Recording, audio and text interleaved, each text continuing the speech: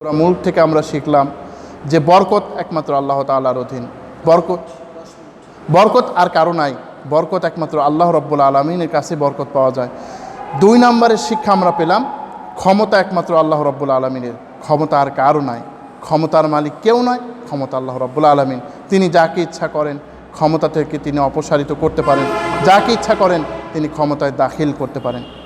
3 নম্বর শিক্ষা হচ্ছে আমাদের এই জীবন ও মৃত্যু এই পরীক্ষার হলে আমরা এখন উপস্থিত আছি।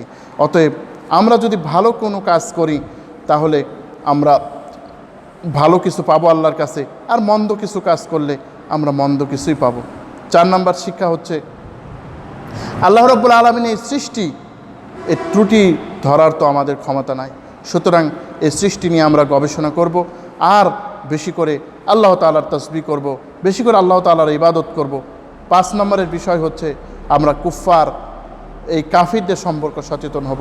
আমরা নিজেরাও যেন এমন কথা না বলি যাতে আল্লাহ রাব্বুল আলামিন আমাদের উপরে নারাজ হন, আল্লাহ আমাদের উপরে অসন্তুষ্ট হন, এমন যেন না হয়। 6 নম্বরের বিষয় হচ্ছে যে জাহান্নামের এত ভয়াবহ চিত্র, যে জাহান্নামের বর্ণনা যদি শোনা যায়, আল্লাহু আকবার, একজন মানুষ কখনো নিশ্চিত থাকতে পারবে না। এজন্য জাহান্নাম থেকে আমাদের বেশি বেশি পরিত্রাণ পেতে হবে।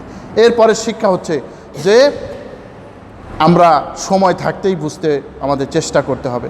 সময় যদি না থাকে তখন কিন্তু আর বুঝে লাভ হবে না ভাই, এজন্য আমাদের চেষ্টা করতে হবে। এরপরের শিক্ষা হচ্ছে যে যারা তার রবকে ভয় করে চলবে তাদের জন্য ক্ষমা ও সম্মানজনক রিজিক রয়েছে। অতএব আমরা যদি আল্লাহর কাছে রিজিক চাই, ক্ষমা চাই, তাহলে কিন্তু আমাদের রবকে ভয় করে চলতে হবে। এরপরের শিক্ষা হচ্ছে আমরা যতই মনে করি যে আমরা অমুককে ফাঁকি দেব, তমুককে ফাঁকি দেব, আল্লাহ তাআলার এই চোখকে ফাঁকি দেওয়া আমাদের পক্ষে সম্ভব না। আল্লাহ তাআলার কত সুন্দর দৃষ্টি আছে আপনি কল্পনাও করতে পারবেন না। অতএব আল্লাহকে ফাঁকি দেওয়ার চেষ্টা আমরা না করি।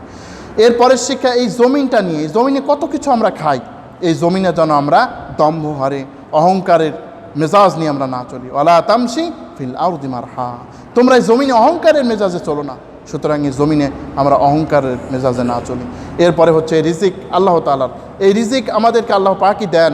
এই রিজিকের বিষয় আমরা যেন আল্লাহর সাথে কাউকে শরীক স্থাপন না করি, এই বিষয়টি আমাদের লক্ষ্য রাখতে হবে। এরপরে শিক্ষা হলো আল্লাহ তাআলা চাইলে আমাদেরকে ভূমিকম্প দ্বারা আমাদেরকে ধ্বংস করে দিতে পারেন। সুতরাং সব সময় আমরা নিষ্পাপ অবস্থায় থাকার চেষ্টা করি, নাফরমানি থেকে দূরে থাকি। আল্লাহর এমন কোনো আমরা কাজ করব না যে কাজ আল্লাহর নাফরমানি হয়ে যায়। এরপরে হচ্ছে তিনি বলছেন যে আল্লাহর সেনাবাহিনীর মোকাবেলায় তোমাদের কে সাহায্য করবে? আসলে আল্লাহর সেনাবাহিনীর মোকাবেলায় তো আমরা কিছুই করতে পারবো না।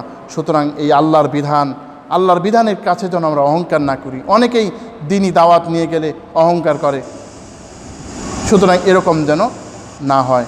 এরপরের শিক্ষা হলো যে সহজ সরল পথে কে চলে, আল্লাহ পাক এখানে দৃষ্টান্ত দিচ্ছেন। সুতরাং এই সহজ পথ আমাদেরকে খুঁজে নিতে হবে কোরআনের মাধ্যমে, হাদিসের মাধ্যমে। এরপরের বিষয় হলো আমাদের চোখ, কান, অন্তর এগুলো আল্লাহই দিয়েছেন। সুতরাং এই কান দ্বারা আমরা কোনো বাজে ফাহিশা কিছু শুনবো না, এই চোখ দ্বারা আমরা খারাপ কিছু দেখব না, এই দৃষ্টি দ্বারা আমরা অন্যায় কিছু আমরা করব না। এরপরে শিক্ষা হলো আমরা আল্লাহর কাছে কোনো অলৌকিক কিছু চাবো না, অলৌকিকত্ব চাবো না যে আল্লাহ অলৌকিকত্ব দিয়ে আমাদেরকে দেখিয়ে দাও, কাফিরদের ধ্বংস করে দাও। এরপরের শিক্ষা হচ্ছে আল্লাহ পাক বলছেন যে তিনি আযাব দিলেও কোনো ক্ষতি কেউ করতে পারবে না, দয়া করলেও কোনো ক্ষতি দয়া রোধ করতে পারবে না কেউ। সুতরাং এ বিষয়ে আমাদের সচেতন থাকা দরকার। এরপরে শেষ বিষয় হচ্ছে যে আল্লাহ রাব্বুল আলামিন, আমরা এই যে জমিন আল্লাহ পাক আমাদেরকে দিয়েছেন, এই জমিনটা একটু চিন্তা করুন, আল্লাহ যদি 1 বছর বৃষ্টি না দেন আমাদের কি অবস্থা হবে ভাই? অতএব এই বিষয়ে আমরা সচেতন থাকবো। আল্লাহ পাক তৌফিক দান করুন। আসসালামু আলাইকুম রহমতুল্লাহ।